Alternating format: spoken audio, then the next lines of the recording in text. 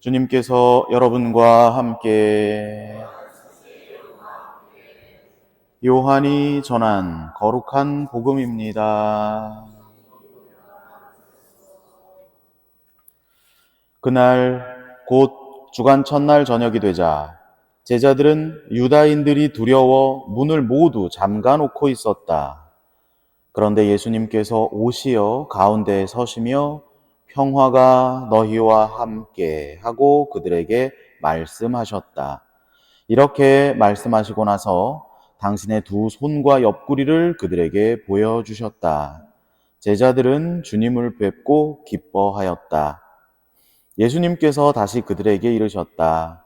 평화가 너희와 함께. 아버지께서 나를 보내신 것처럼 나도 너희를 보낸다. 이렇게 이르시고 나서 그들에게 숨을 불어넣으며 말씀하셨다. 성령을 받아라. 너희가 누구의 죄든지 용서해주면 그가 용서를 받을 것이고 그대로 두면 그대로 남아있을 것이다. 12제자 가운데 하나로서 쌍둥이라고 불리는 토마스는 예수님께서 오셨을 때 그들과 함께 있지 않았다. 그래서 다른 제자들이 그에게 우리는 주님을 배웠소 하고 말하였다.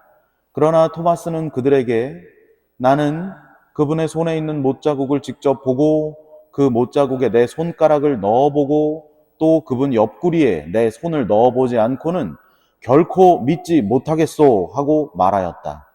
여드레 뒤에 제자들이 다시 집안에 모여 있었는데 토마스도 그들과 함께 있었다. 문이 다 잠겨 있었는데도 예수님께서 오시어 가운데에 서시며 평화가 너희와 함께 하고 이르셨다. 그러고 나서 토마스에게 이르셨다. 내 손가락을 여기 대보고 내 손을 보아라. 내 손을 뻗어 내 옆구리에 넣어보아라. 그리고 의심을 버리고 믿어라. 토마스가 예수님께 대답하였다. 저의 주님, 저의 하느님. 그러자 예수님께서 토마스에게 말씀하셨다. 너는 나를 보고서야 믿느냐? 보지 않고도 믿는 사람은 행복하다. 예수님께서는 이 책에 기록되지 않은 다른 많은 표징도 제자들 앞에서 일으키셨다. 이것들을 기록한 목적은 예수님께서 메시아시며 하느님의 아드님이심을 여러분이 믿고 또 그렇게 믿어서 그분의 이름으로 생명을 얻게 하려는 것이다. 주님의 말씀입니다.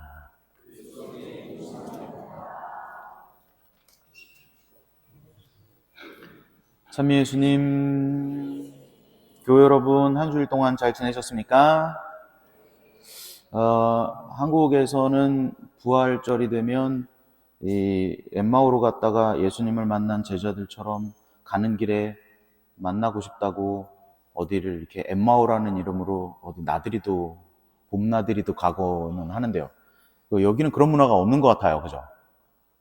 아무튼 여러분의 일상생활 안에서 부활하신 예수님을 이렇게 잘 체험하신 한 주간이셨는지 모르겠습니다. 요번 주일 미사 복음과 강론도 부활하신 예수님을 어떻게 만날 수 있을까 하는 주제로 준비해 보았습니다. 오늘은 부활 2주일 주님의 자비 주일입니다. 주님께서 제자들에게 주셨던 그 자비하신 그분의 마음을 느끼고 우리도 부활하신 주님 안에서 서로를 용서하는 한 주간이 되어보면 좋겠습니다. 먼저 유다인들이 무서워 문을 잠궈 놓고 있는 제자들의 모습을 한번 상상해 봅시다. 그들은 언제부터 거기에 있었을까요? 여러분 생각은 어떠세요? 언제부터 그 방에, 원래 알던 방인가 봐요. 서로 핸드폰도 없는데 그 방에서 다 모여 있는 걸 보면. 그죠? 근데 언제부터 거기 있었을까요? 아마 제 생각에 베드로가 예수님 잡히던 날 밤에 갔는데 사람들이 당신도 저 사람이랑 같이 다니던 사람 아니야? 하고 알아봤다는 게 공유됐다면 아마 예수님 십자가에 못 박히시는 것도 못 보고 그 전에 아마 그 방에 모여 있지 않았을까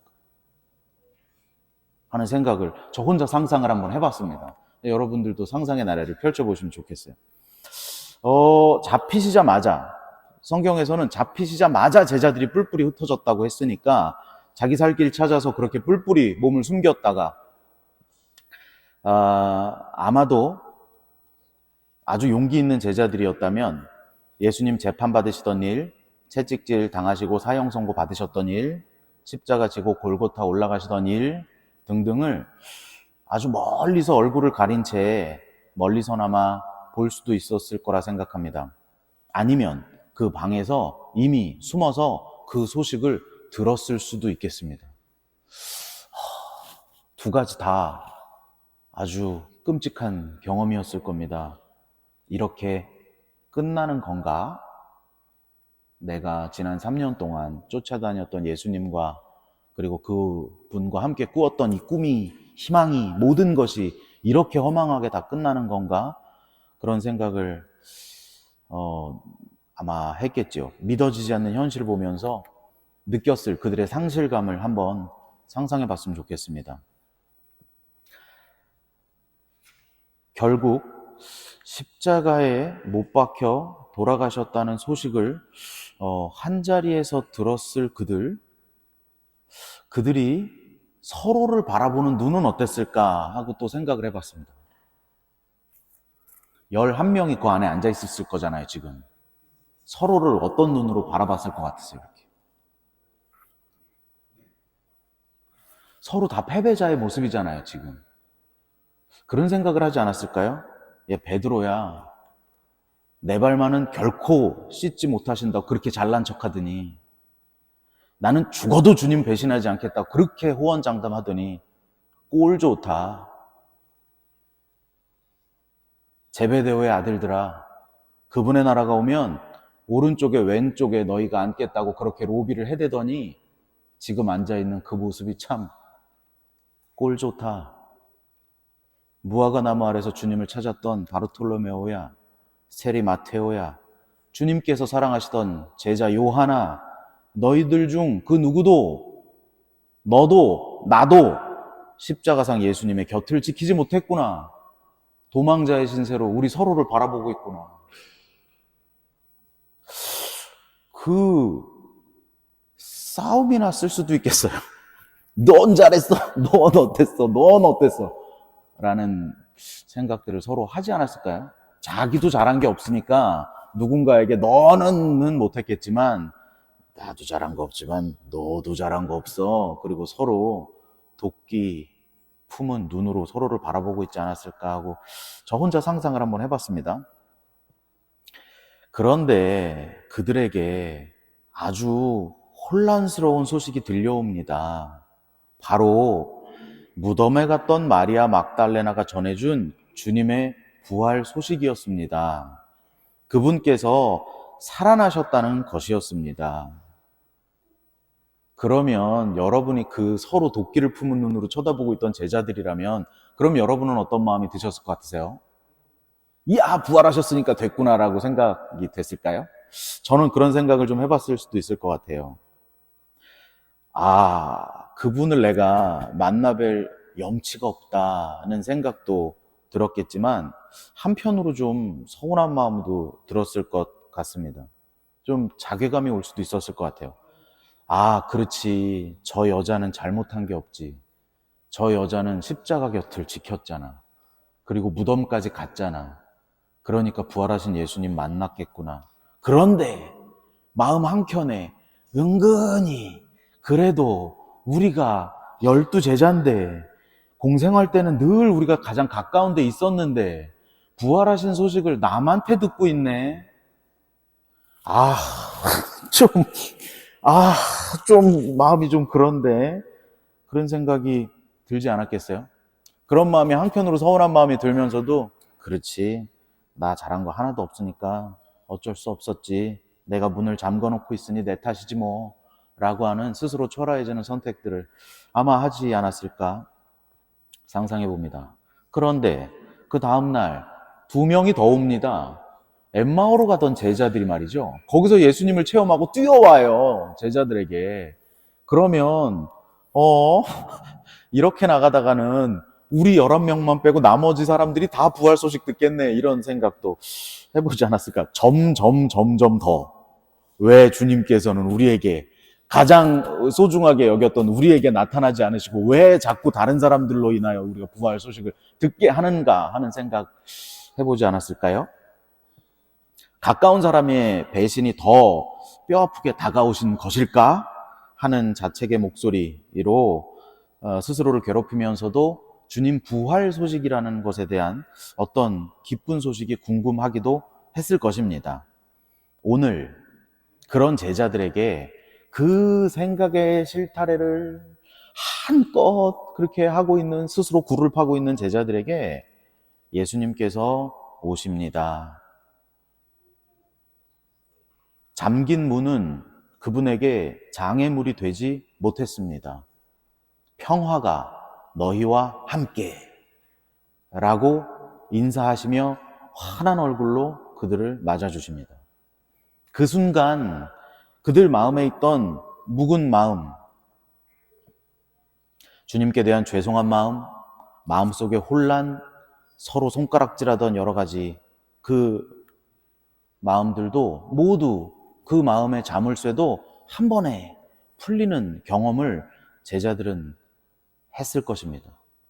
진정한 치유가 예수님의 존재 자체로, 부활하신 예수님을 만나는 그 순간에 그 모든 혼란과 미움과 그 묵혔던 마음이 한순간에 치유되는 체험을 제자들은 했을 것입니다. 그 기쁨으로 가득 차 있는 제자들에게 예수님께서는 이런 말씀을 하십니다. 용서하여라. 너희가 누구의 죄든지 용서해주면 그가 용서를 받을 것이고 그대로 두면 그대로 남아있을 것이다. 내가 너희에게 자비로웠던 것처럼 너희도 서로에게 자비로운 사람이 되어라 하고 말씀하고 계십니다. 서로에게, 여태까지 서로에게 손가락질했던 제자들이 아마 아주 뼈아프게 느꼈을 것이고 그들이 또 그 사명을 받고 이제 앞으로 나아가야 할 것입니다. 그런데요, 오늘 복음은 또 한 가지 아주 재밌는 사실을 우리에게 말해줍니다. 토마스가 그 소식을 듣지 못했다는 겁니다.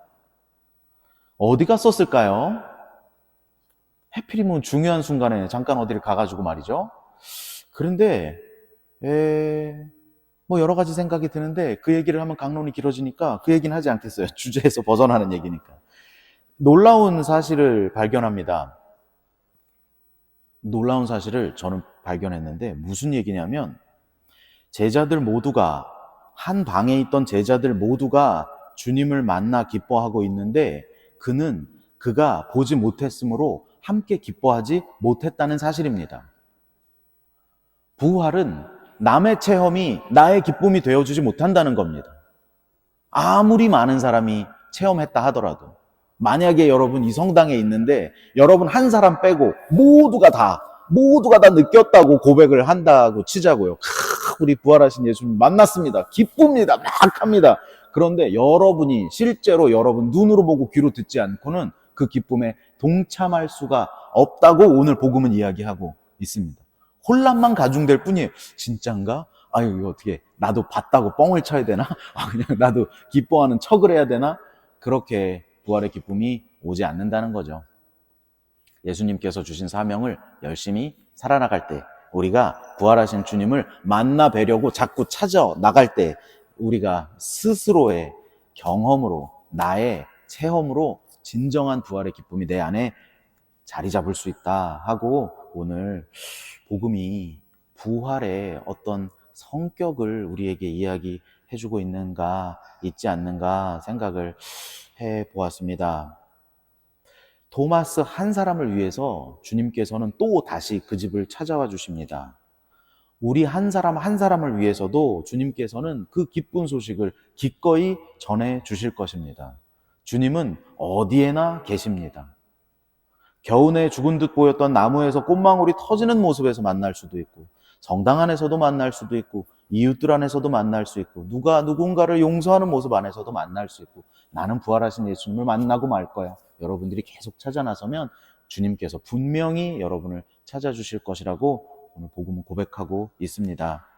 오늘 이 독서에서 사도 베드로는 이렇게 말합니다. 하느님께서는 당신의 크신 자비로 우리를 새로 태어나게 하시어 예수님의 부활로 우리에게 생생한 희망을 주셨고 썩지 않고 시들지 않는 상속재산을 얻게 하셨습니다. 이 상속재산은 여러분을 위하여 하늘에 보존되어 있습니다.